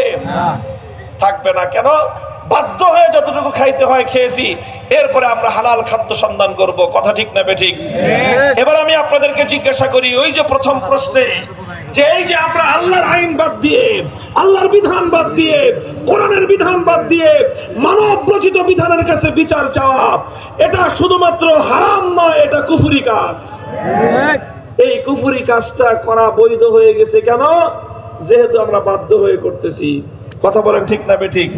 কিন্তু প্রশ্ন হলো, বাধ্য হয়ে কতদিন করবেন? এটাই প্রশ্ন, বাধ্য হয়ে কতদিন করবেন? ব্রিটিশের 200 বছর পর্যন্ত ব্রিটিশরা আমাদেরকে বাধ্য করেছে আল্লাহর আইন বাদ দিয়ে ব্রিটিশের বানানো আইনের কাছে বিচার চাইতে। 190 বছর পর্যন্ত ব্রিটিশ আমলে কোরআনের আইন বাদ দিয়ে ব্রিটিশের আইনের কাছে বিচার চাইলাম। আসলো পাকিস্তান, স্বৈরাচারী শাসকরা 24 বছর বাধ্য করলো আল্লাহর আইন বাদ দিয়ে মানুষের বানানো আইনের কাছে বিচার চাইলাম। এরপরে পাকিস্তান গেল, বাংলাদেশ স্বাধীন হওয়ার পর 53 বছর চলে গেল, এখনো পর্যন্ত আমার দেশের শাসক গোষ্ঠী আমাদেরকে বাধ্য করছে আল্লাহর আইন বাদ দিয়ে মানুষের বানানো আইনের কাছে বিচার চাইতে। আমরা বাধ্য হয়ে বিচার চাচ্ছি। 190 বছর ব্রিটিশের কাছে বিচার চাইলাম, 24 বছর পাকিস্তানের কাছে বিচার চাইলাম, 53 বছর বাংলার তাগুতি বিচার ব্যবস্থার কাছে, তাগুতি শাসন ব্যবস্থার কাছে বিচার চাইতে গেলাম। আমি আপনাদের কাছে জানতে চাই, 267 বছর পর্যন্ত যদি এ জাতির কপালে কুত্তার গোশত খাওয়া বাধ্যতামূলক হতো, এই জাতি কোনো সম্মান নিয়ে দুনিয়ার বুকে বেঁচে থাকতে পারত না। 267 বছর পর্যন্ত যদি শুয়োরের গোশত খাওয়া লাগতো, এই জাতির কোন আত্মমর্যাদা বলতে কিছু থাকতো? আরে 267 বছর যদি মরা গরুর গোশত খাওয়া লাগতো, এই জাতি সেটা স্বাচ্ছন্দ্যে মেনে নিত না। মুহতারাম হাজিরিন, কথাটা বোঝার চেষ্টা করেন। এটাই আমার দুঃখের কথা, এটাই আমাদের হৃদয়ের বেদনার কথা। 267 বছর পর্যন্ত হয়তো মরা গরুর গোশত খাওয়া লাগে নাই, 267 বছর পর্যন্ত হয়তো কুকুরের গোশত খাওয়া লাগে নাই, 267 বছর পর্যন্ত হয়তো শুয়োরের গোশত খাওয়া লাগে নাই। কিন্তু আল্লাহর কসম খেয়ে বলি, মানব রচিত আইনের কাছে বিচার চাওয়া শুয়োরের গোশত খাওয়ার চেয়ে জঘন্য অপরাধ। মানুষের বানানো আইনের কাছে বিচার চাওয়া কুকুরের গোশত খাওয়ার চেয়ে জঘন্য অপরাধ। মানুষের বানানো আইনের কাছে বিচার চাওয়া মরা গরুর গোশত খাওয়ার চেয়েও লক্ষ কোটি গুণ বেশি জঘন্য অপরাধ। সেই জঘন্য অপরাধের মধ্যে এক ভয়ঙ্কর অবস্থার মধ্যে 267 বছর পর্যন্ত আমরা ডুবন্ত অবস্থায়। আজ বাংলার আত্মমর্যাদা সম্পন্ন ইমানদারদের কাছে আমরা জানতে চাই, আহ্বান জানাতে চাই, আগামীর বাংলাদেশে মানব রচিত আইনের ব্যবস্থা, শাসন ব্যবস্থা ভেঙে গুড়িয়ে দিয়ে আল্লাহর কোরআনের সমাজ গড়তে চাই, কোরআনের সমাজ গড়তে চাই, আল কোরআনের সমাজ গড়তে চাই।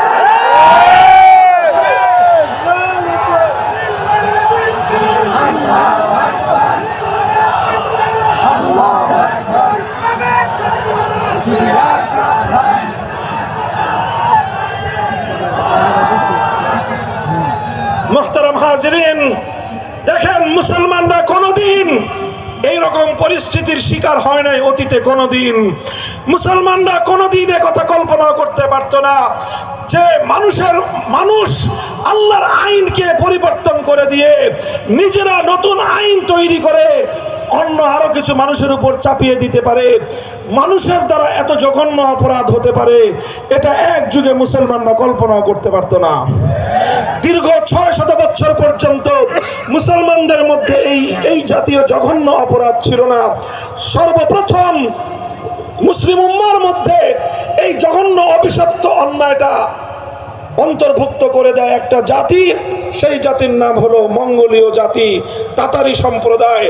তারা সর্বপ্রথম মুসলিম বিশ্বের উপর আগ্রাসন চালায়। 6ষ্ঠ শতাব্দীতে হাজার হাজার নয় লক্ষ লক্ষ মুসলমানদেরকে তারা শহীদ করে, হত্যা করে মুসলমানদের খেলাফতের প্রাণকেন্দ্র বাগদাদকে ধ্বংসস্তূপে পরিণত করে দেয়। মুসলমানদের এলাকাগুলো ওরা দখল করে নিয়ে সেই এলাকায় তারা তাদের রাজত্ব কায়েম করে। রাজত্ব কায়েম করে সবচেয়ে জঘন্য যেই কাজটা সেই তাতারিরা মঙ্গোলীরা করেছিল সেটা হলো তারা তাদের নেতা চেঙ্গিস খান, সেই চেঙ্গিস খানের বানানো একটা আইনের গ্রন্থ ছিল, একটা আইনের বই ছিল। ইতিহাসের মধ্যে যে আইনের গ্রন্থটার নাম পাওয়া যায় আছে, সেই চেঙ্গিসের বানানো আইন দিয়ে মুসলিম জাতিকে তারা শাসন করতে আরম্ভ করে। তখন মুসলমানরা এই করুণ অবস্থার মধ্যে এক মুহূর্তের জন্য আল্লাহর আইনের পরিবর্তে চেঙ্গিসের বানানো আইনকে মেনে নেয় নাই, লড়াই করেছে, যুদ্ধ করেছে। লক্ষ লক্ষ মুসলমান শাহাদাতের রক্ত দিয়েছে, হাজার হাজার আলেম সমাজ জীবন দিয়েছেন, রক্ত দিয়েছেন, কারাগারে প্রকোষ্ঠে অন্ধকার কারাগারে আবদ্ধ হয়েছেন। শাইখুল ইসলাম ইবনে তাইমিয়া রাহমাতুল্লাহি আলাইহি এই মঙ্গোলীয়দের বিরুদ্ধে লড়াই করতে গিয়ে, যুদ্ধ করতে গিয়ে একে একে 6 বার তার জীবনের সিংহভাগ সময় কারাগারের অন্ধকার প্রকোষ্ঠে কাটিয়েছেন, ত্যাগ দিয়েছেন, কোরবানি স্বীকার করেছেন, জুলুম সহ্য করেছেন, জীবন দিয়েছেন, রক্ত দিয়েছেন। কিন্তু আল্লাহর আইনের জায়গায় কোনো মানুষের বানানো আইনকে এক মুহূর্তের জন্য তারা মেনে নেন নাই। এই মুসলমানদের এই অকুতভয় আপসহীন সংগ্রামের বদৌলতে আল্লাহ পাক রব্বুল আলামিন এক সময় তাতারিদেরকে পরাস্ত করে দেন। কিছু তাতারি মুসলমান হয়ে যায়, বাকি তাতারিরা পরাজিত হয়ে যায়। মুসলিম সমাজে আবার আল্লাহর আইন ফিরে আসে। এরপর থেকে আবার প্রায় 600 বছর পর্যন্ত মুসলিম সমাজের মধ্যে আবার আল্লাহর আইন চলতে থাকে। এই যে সালতানাতে ওসমানিয়া, সালতানাত ছিল ওসমানীদের হাতে, খেলাফত ছিল ওসমানীদের হাতে। এই ভারতবর্ষে রাজত্ব ছিল সেই মোগল আমলে মোগল সম্রাটদের হাতে।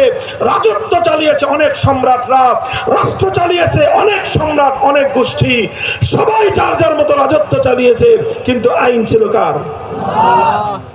এই সর্বপ্রথম ব্রিটিশরা যখন 1757 সালে আমাদের উপমহাদেশ দখল করে নেয়, তারা সর্বপ্রথম আল্লাহর আইনকে উৎখাত করে দিয়ে তারা তাদের বানানো আইন আমাদের জাতির উপর চাপিয়ে দেয়। তারা তাদের এই আইন চাপিয়ে দেওয়ার পরে 190 বছর পর্যন্ত ব্রিটিশদের বিরুদ্ধে লড়াই চলেছে, সংগ্রাম চলেছে। উলামায়ে কেরাম ফতোয়া জারি করেছিলেন। শেখ শাহ আব্দুল আজিজ মুহাদ্দিস দেহলভী রাহমাতুল্লাহি আলাইহি 1803 সালে একটা ফতোয়া জারি করেছিলেন। সেই ফতোয়া হলো এই, মুসলিম সমাজ যদিও শান্তিতে আছে, যদিও নিরাপদে আছে, কিন্তু এই দেশটার ইসলামী দেশ নাই। বরং মুসলিম সমাজের জন্য এখন ফরজ হলো যে এই ইংরেজদের বানানো আইনকে উৎখাত করে আবার আল্লাহর আইন প্রতিষ্ঠিত করার জন্য জিহাদ করা মুসলমানদের জন্য ফরজে আইন। এরপরে শুরু হয় স্বাধীনতার যুদ্ধ। 1831 সালে বালাকোটের রণাঙ্গনে মুসলমানরা লড়াই করেছে। সৈয়দ আহমদ রহমতুল্লাহ আলাইহি শহীদ হয়েছেন। আমাদের এই বাংলার এই অঞ্চল থেকে বহু অসংখ্য বীর শহীদানরা, বীর যোদ্ধারা বালাকোটের রণাঙ্গনে গিয়ে ইংরেজদের বিরুদ্ধে সেই যুদ্ধে শরীক হয়েছিলেন। এরপরে 1857 সালে শামিলির রণাঙ্গনে যুদ্ধ হয়েছে, লড়াই হয়েছে। হাফেজ জামিন শহীদ হয়েছেন। অনেক রক্ত গিয়েছে। হাজার হাজার আলেমদেরকে ফাঁসি কাস্টে ঝুলানো হয়েছে। হাজার হাজার আলেমদের সন্তানরা ইতিম হয়েছে। সব সহ্য করে নিয়েছেন, কিন্তু আল্লাহর আইনের বিপরীতে কোনো মানব রচিত আইন এক মুহূর্তের জন্য তারা মেনে নেন নাই। এই করতে করতে 1947 সালে ব্রিটিশরা বিতাড়িত হলো। ব্রিটিশরা যখন বিতাড়িত হয়, আমার দেশটা যখন স্বাধীন হয়, তখন প্রশ্ন ছিল এই দেশে দুই জাতি বসবাস করে, প্রধানত এক জাতি মুসলমান আর এক জাতি হিন্দু। দেশটা স্বাধীন হবে কিভাবে, চলবে কিভাবে? হিন্দুরা বলল আমরা দেশটাকে চালাতে চাই ধর্মনিরপেক্ষ মতবাদ অনুযায়ী। মুসলমানরা বলল আমাদের পূর্বপুরুষরা জীবন দিয়েছে ধর্মনিরপেক্ষ দেশ গঠন করার জন্য নয়। বালাকোটের রণাঙ্গনে আমাদের পূর্বপুরুষরা শহীদ হয়েছেন ধর্মনিরপেক্ষ রাষ্ট্র করার জন্য নয়। মীর নিসার আলী তিতুমীর জীবন দিয়েছেন ধর্মনিরপেক্ষ রাষ্ট্র করার জন্য নয়। হাজী শরীয়তুল্লাহ রক্ত দিয়েছেন, জীবন দিয়েছেন ধর্মনিরপেক্ষ রাষ্ট্র করবার জন্য নয়। বীর শহীদানরা রক্ত দিয়েছেন, জীবন দিয়েছেন। মুসলমানদের একটাই কামনা, একটাই বাসনা, হৃদয়ের একটাই আকাঙ্ক্ষা ছিল, এমন একটা দেশ হবে, একটা মানচিত্র হবে, এমন একটা ভূখণ্ড হবে, সেই ভূখণ্ডে আর কিছু থাক বা না থাক, সে দেশে আইন চলবে কার? সে দেশে সংবিধান হবে আল কোরআনের। এমন একটা স্বপ্ন নিয়ে মুসলমানরা বলল আমরা আলাদা ভূখণ্ড চাই। অধিকাংশ মুসলমানদের দাবির প্রেক্ষিতে শেষ পর্যন্ত 1947 সালে দেশটা ভাগ হলো। হিন্দু প্রধান এলাকা হিন্দুরা শাসন করবে, মুসলিম প্রধান এলাকা মুসলমানরা শাসন করবে। এইভাবে দেশটা দুই ভাগ হয়ে গেল। এই দেশ যখন ভাগ হয়, তখন এক এলাকার মানুষ আরেক এলাকায় হিজরত করতে গিয়ে, এক এলাকার মানুষ আরেক এলাকায় ট্রান্সফার হতে গিয়ে অসংখ্য অগণিত মানুষের জীবন গিয়েছে, সম্পদ গিয়েছে। কোটি কোটি টাকার মালিক একদিনে পথের ভিখারি ফকিরে পরিণত হয়েছে। এই সব কিছু মুসলমানরা মেনে নিয়েছিল। অনেক ত্যাগ আর কোরবানি মুসলমানরা স্বীকার করেছিল, শুধু একটা স্বপ্ন নিয়ে। সেই স্বপ্ন হলো আর কিছু পাই বা না পাই, খেতে পারি বা না পারি, দারিদ্র্যের কষাঘাতে জর্জরিত হই, না খেতে পারলে পেটে পাথর বাঁধবো, কিন্তু একটা দেশ চাই যে দেশে আইন চলবে আল্লাহর, সংবিধান হবে আল কোরআনের।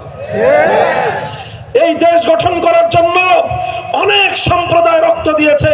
পাঞ্জাবের মুসলমানরা রক্ত দিয়েছে, বেলুচিস্তানের মুসলমানরা রক্ত দিয়েছে, সেই খাইবারের মুসলমানরা রক্ত দিয়েছে, সীমান্ত প্রদেশের মুসলমানরা রক্ত দিয়েছে। তবে সবচেয়ে বেশি ত্যাগ আর কোরবানি স্বীকার করেছে, ইতিহাস সাক্ষী দেয়, এই বাংলার মুসলমানরা সবচেয়ে বেশি ত্যাগ আর কোরবানি স্বীকার করেছে। মুহতারাম হাজিরিন, আমাদের পূর্বপুরুষ, আমার বাপদাদা, আপনার বাপদাদারা ত্যাগ আর কোরবানি স্বীকার করে এই বাংলাদেশটাকে মুসলমানদের জন্য পশ্চিমবঙ্গ থেকে আলাদা করে পূর্ববঙ্গকে মুসলমানদের সঙ্গে একত্রিত করেছিল। একটাই আকাঙ্ক্ষা ছিল, একটাই তামান্না ছিল, হৃদয় একটাই বাসনা ছিল, একটা ভূখণ্ড হবে, একটা দেশ হবে, হোক সেটা দেশ ছোট্ট দেশ, কিন্তু সে দেশে আইন চলবে কার? আল্লাহ। এভাবে দেশ হলো। কিন্তু দুঃখ এবং পরিতাপের বিষয় হলো এই সেই দেশ গঠন করার পরে পশ্চিম পাকিস্তানি স্বৈর শাসকরা যাদের সঙ্গে গাদ্দারি করলো, বিশ্বাসঘাতকতা করলো, 24 বছর পর্যন্ত ওরা মানুষকে বলল যে রাষ্ট্র এখনো শিশু রাষ্ট্র, এই শিশু রাষ্ট্রে কোরআনের আইন চলতে পারে না, রাষ্ট্রটাকে একটু বড় হোক, তারপরে কোরআনের আইন অনেক কঠিন আইন, এই কঠিন আইন শিশু রাষ্ট্রে চালানো সম্ভব না, রাষ্ট্রটা একটু বড় হলে তারপরে আমরা কোরআনের আইন জারি করব। কিন্তু 24 বছরে ওই বুইরা খাটার শিশু আর বড় হয় নাই। যেই শিশু 24 বছরেও বড় হয় না, ওইটা আর কবে বড় হবে বলেন তো? 24 বছরে মানুষ শিশু থাকে না যুবক হয়? আরে 24 বছরের মানুষ তো শিশু থাকে না, সেটা আবু সাঈদের মতো যুবক হয়ে অন্যায়ের বিরুদ্ধে বাতিলের বুলেটের সামনে বুক টান করে দাঁড়িয়ে যায়।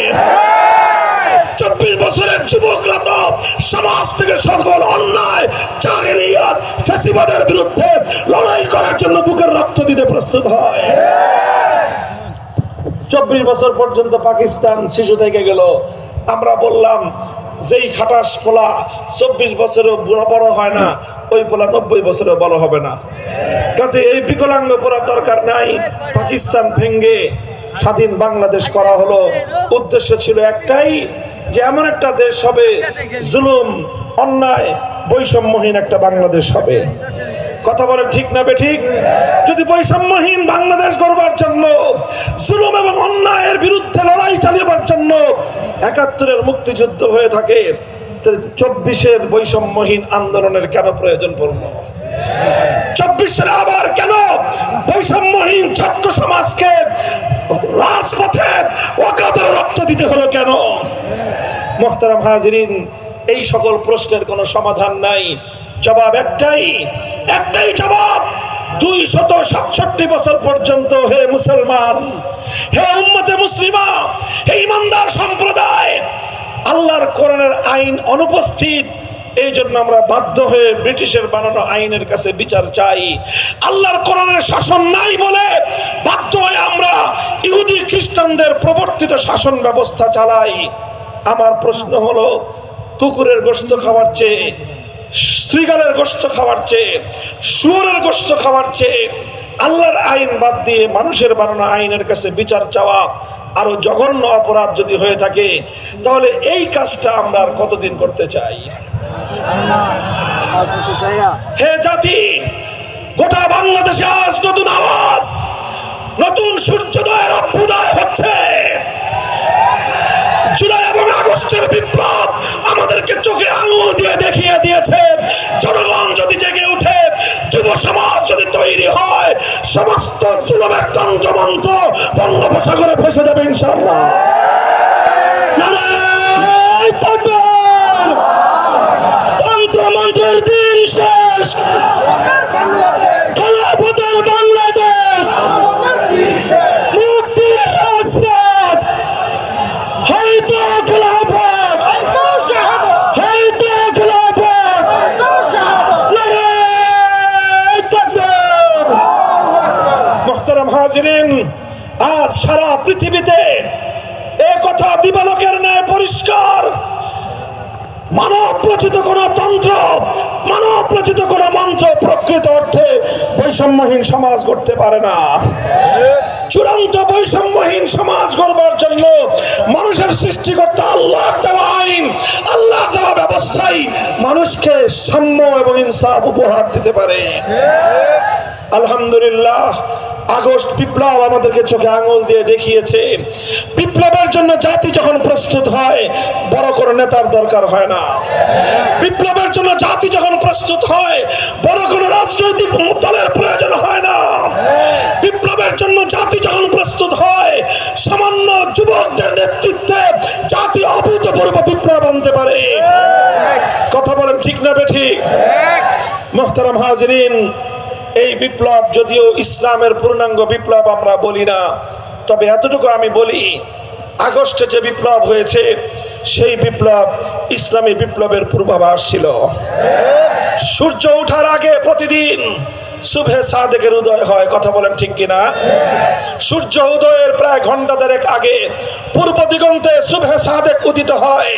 দুনিয়ার মানুষ বুঝতে পারে আর কিছুক্ষণ পরে সূর্যের উদয় ঘটবে। ঠিক তদ্রূপ আগস্টের বিপ্লব তাকায় দেখুন, 5ই আগস্ট স্বৈরাচারী ফ্যাসিবাদী যুগের লেডি ফেরাউন যখন বাংলাদেশ ছেড়ে পালিয়ে গেছে, 1 ঘন্টার ব্যবধানে বিপ্লবী জনতা প্রমাণ করেছে টেকনাফ থেকে তেতুলিয়ায় মুসলমানদের জনপদে ভাস্কর্য নামক কোনো মূর্তি আস্ত রাখে না, অথচ কোনো মন্দিরের মূর্তি ভাঙে নাই। কথাটা খুব তাৎপর্যময়।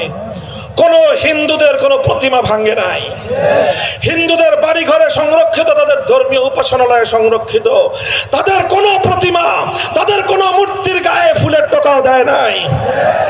কিন্তু মুসলমানদের জনপদে ভাস্কর্য নামক মানুষের যত মূর্তি ছিল একটাও আনাম রাখে নাই, সব ভেঙে গড়িয়ে দিয়েছে। এ থেকে বোঝা যায় আগস্ট বিপ্লবের সিমটম ছিল, আগস্ট বিপ্লবের আইকন ছিল তাওহীদের বিপ্লব, একত্ববাদের বিপ্লব, শিরককে ধ্বংস করার বিপ্লব। হুঁশিয়ার সাবধান, হুঁশিয়ার সাবধান। আমরা এর উপর ভিত্তি করে বলতে চাই, জাতির যুব সমাজ আলহামদুলিল্লাহ শুধু মাদ্রাসার নয়, স্কুল কলেজ ইউনিভার্সিটি, আমার যুব প্রজন্ম আজ বাংলাদেশে নিকট অতীতের যে কোনো সময়ের তুলনায় তাওহীদের জন্য, আল্লাহর দ্বীনের জন্য, আল্লাহর কোরআনের জন্য তারা সবচেয়ে বেশি প্রস্তুত।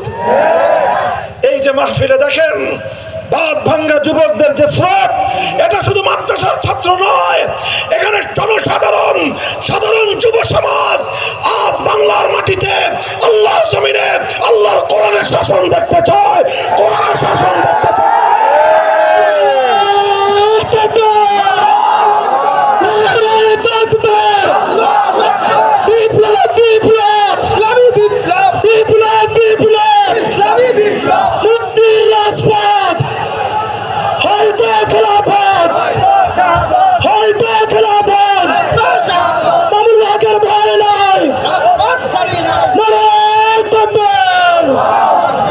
আমরা জাতির কাছে আহ্বান জানাতে চাই, অনেক রঙের বাংলাদেশ দেখেছি আমরা, এক সময় সোনার বাংলাদেশ দেখেছি, তারপরে নতুন বাংলাদেশ দেখেছি, তারপরে সবুজ বাংলাদেশ দেখেছি, এরপরে আবার ডিজিটাল বাংলাদেশও দেখেছি, সর্বশেষ যাওয়ার আগে স্মার্ট বাংলাদেশের ভেলকিও দেখা গেছেন। সামনে আমরা বাংলাদেশ দেখতে চাই, ইসলামের বাংলাদেশ, কোরআনের বাংলাদেশ, খেলাফতের বাংলাদেশ। সেই বাংলাদেশ গড়ার জন্য প্রস্তুত আছেন তো ইনশাআল্লাহ? কারা কারা প্রস্তুত আছেন হাত তুলে খোদার দরবারে বসেন। তবে মনে রাখেন, ইসলামের বিপ্লব শুধু স্লোগান দিয়ে হবে না, কথা বলেন ঠিক কিনা? শুধু বক্তৃতা দিয়েও হবে না, এজন্য পরিশ্রম করতে হবে, মেহনত করতে হবে, ঘাম ঝরানো মেহনত করবেন তো। মানুষের দুয়ারে দুয়ারে তাওহীদের পয়গাম নিয়ে যাবেন, মানুষকে বোঝাবেন। আর কতকাল এই তাগুতি সমাজের অভিশপ্ত সমাজ ব্যবস্থার অধীনে আমরা বসবাস করব? অভিশপ্ত এই সমাজ ব্যবস্থায়, অভিশপ্ত শাসন ব্যবস্থায়, অভিশপ্ত বিচার ব্যবস্থায় আমরা বাঁচতে চাই না। আমি বলি, আমার দেশের মানচিত্র স্বাধীন হয়েছে, পতাকা স্বাধীন হয়েছে, জাতি আজও স্বাধীন হয় নাই। আরে ভাই, যে জাতির বিচার ব্যবস্থা এখনো গোলামীর বিচার ব্যবস্থা, যে জাতির শাসন ব্যবস্থা এখনো গোলামীর শাসন ব্যবস্থা, যে জাতির শিক্ষা ব্যবস্থা এখনো গোলামীর শিক্ষা ব্যবস্থা, সে জাতি নিজেদেরকে স্বাধীন জাতি বলে আত্মপ্রবঞ্চিত হতে পারে, সত্যবাদিতা হতে পারে না। এই জন্য শুধু মানচিত্রের স্বাধীনতা নয়, শুধু পতাকার স্বাধীনতা নয়, একটি স্বাধীন জাতি হিসেবে আমরা গড়ে উঠতে চাই। কথা বলেন ঠিক না বেঠিক? এই জন্য জাতির প্রত্যেকটা মানুষকে বোঝাতে হবে যে অভিশপ্ত তাগুতি সমাজ ব্যবস্থার অভিশাপ থেকে আমরা বের হয়ে আসতে চাই। ঘাম ঝরানো পরিশ্রম করবেন তো? শুধু পরিশ্রম দিয়ে হবে না, প্রয়োজন আল্লাহর সাহায্যের। কথা বলেন ঠিক কিনা? এই জন্য আল্লাহর সাহায্য চাইতে হলে চোখের অশ্রু নাসরানা দিয়ে আল্লাহর দরবারে সেজদায় লুটিয়ে পড়ে আল্লাহর কাছে সাহায্য চাইতে হবে। চাইবেন তো ইনশাআল্লাহ? এভাবে মনে রাখবেন, ঘাম আর অশ্রু যখন আমি আর আপনি দেব, যেই মাটিতে মুমিনের ঘাম আর অশ্রু ঝরে সেই মাটি বিপ্লবের জন্য উর্বর হয়ে ওঠে।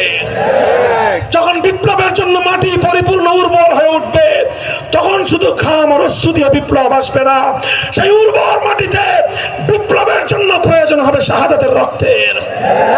সেই শাহাদাতের রক্ত দেওয়ার জন্য 2000 নয়, প্রয়োজনে 2 লক্ষ যুবক প্রস্তুত হয়ে মাথায় কাফনের কাপড় বেঁধে শহীদ ঈদগাহে কারা কারা প্রস্তুত, কারা কারা যেতে প্রস্তুত।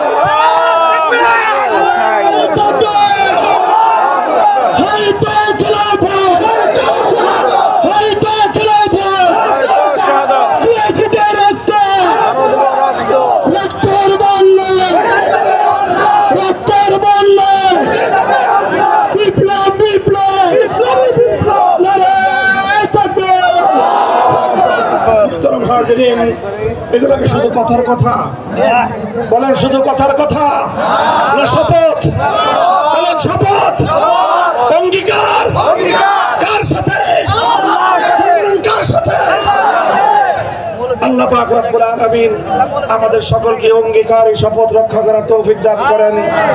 যতদিন হায়াত আছে এই জীবন আল্লাহর তরে, মরণও যেন আল্লাহর দিনের জন্য হয়। আল্লাহ আমাদের সকলকে কবুল করুন, তৌফিক দান করেন। আয়োজক বৃন্দ, এলাকাবাসী যারা রয়েছেন, আপনাদের সকলকে আল্লাহ পাক উত্তম বিনিময় দান করুন। আমিও দোয়া চাই আপনাদের কাছে, কথাগুলো যেন শুধু আমার মুখের কথা না হয়ে আমার হৃদয়